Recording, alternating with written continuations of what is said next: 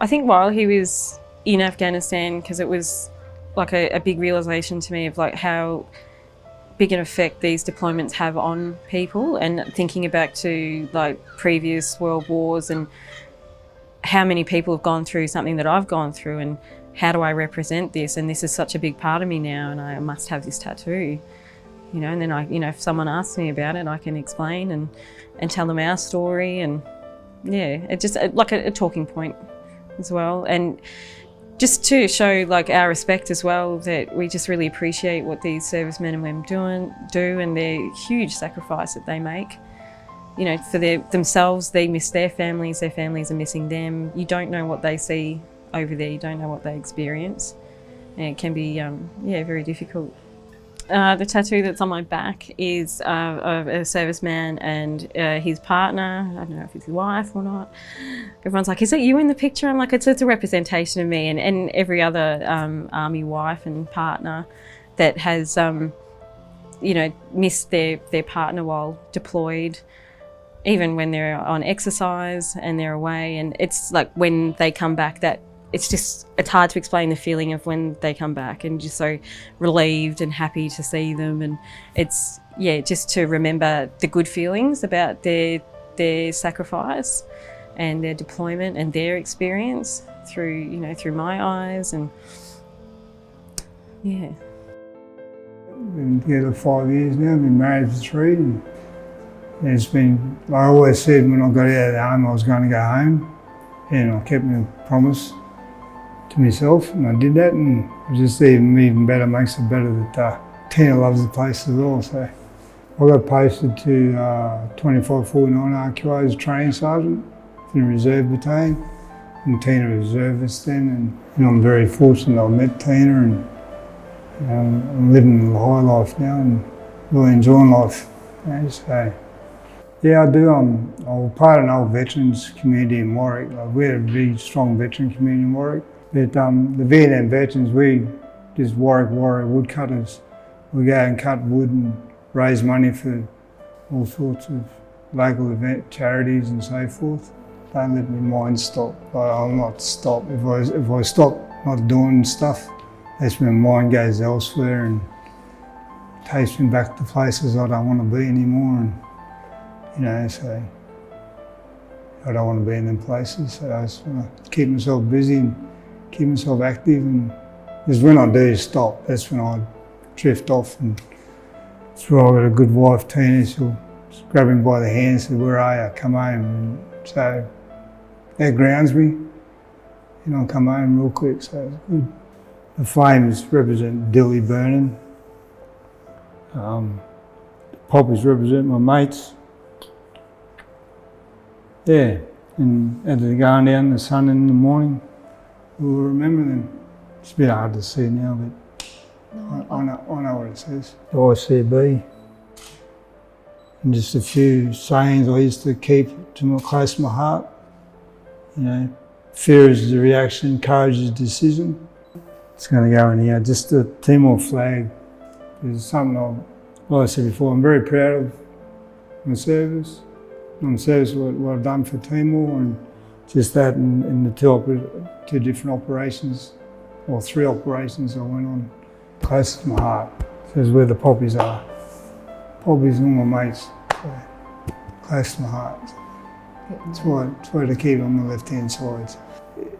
It's nice that you acknowledge that as a soldier, we can express our feelings in a different way to most people. Most people get a tattoo if they want a game of footy. We'll get a tattoo to remember and commemorate our service, our mates, and our careers.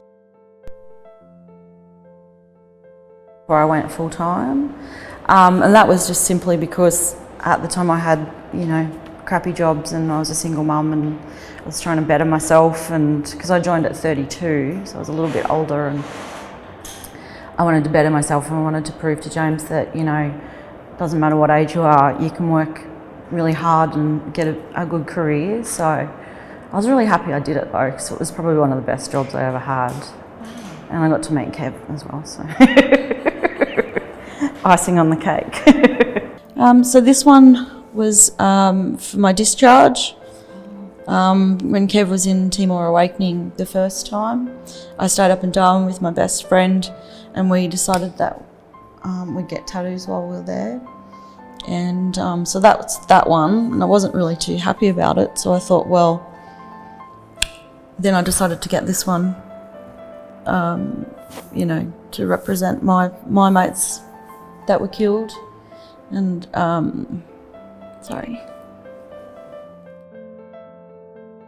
got promoted to sergeant over in East Timor. It was the icing on the cake of my 15-year career, basically.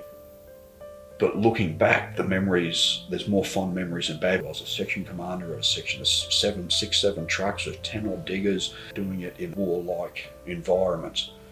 One of my main jobs as a section commander in East Timor, when the trucks were heading east or west, is I had to jump on a motorbike and ride to the other side of the mountain range, because I had to block oncoming traffic so the trucks had free use of the road, because the road's running fairly narrow. Now, I didn't look at that at the time as being a stressful job. I had some of the locals come up to me with machetes. I got shot at by someone up in the hill above me, and many years later, that my brain just went, time to go into shutdown mode, time to hibernate, time to pull yourself back from everything and away from everyone. I hit rock bottom. That was the mindset of a person who was screaming out for help but was too proud to go and get help. If it wasn't for my wife, I'd be dead.